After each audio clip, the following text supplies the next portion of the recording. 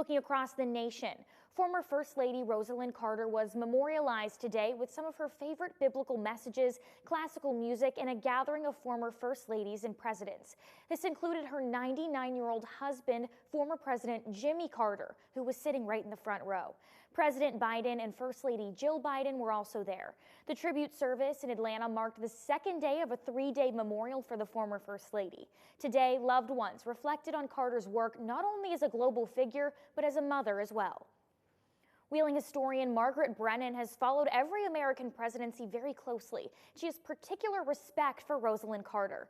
Brennan once took her social studies students to hear Mrs. Carter when she visited Wheeling on the campaign trail. Today, she talked to DK Wright about this First Lady who broke the mold in many ways.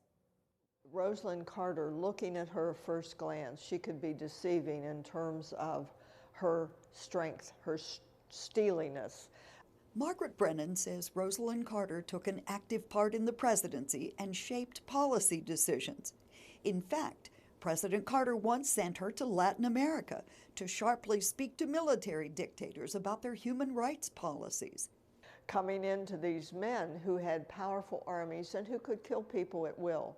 And she changed their perception that the United States at that point was not going to stand for what had gone on before. And she got the message across. It saved lives. She said people close to the White House called her the co-president.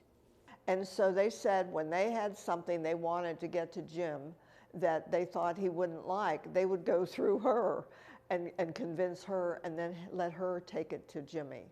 Rosalynn Carter was a strong advocate for mental health and more. She carried the banner for better pay and more respect for caregivers of all levels.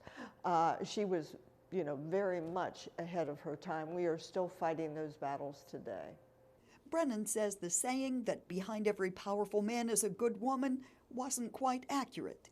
She says Rosalynn was beside, not behind, President Jimmy Carter.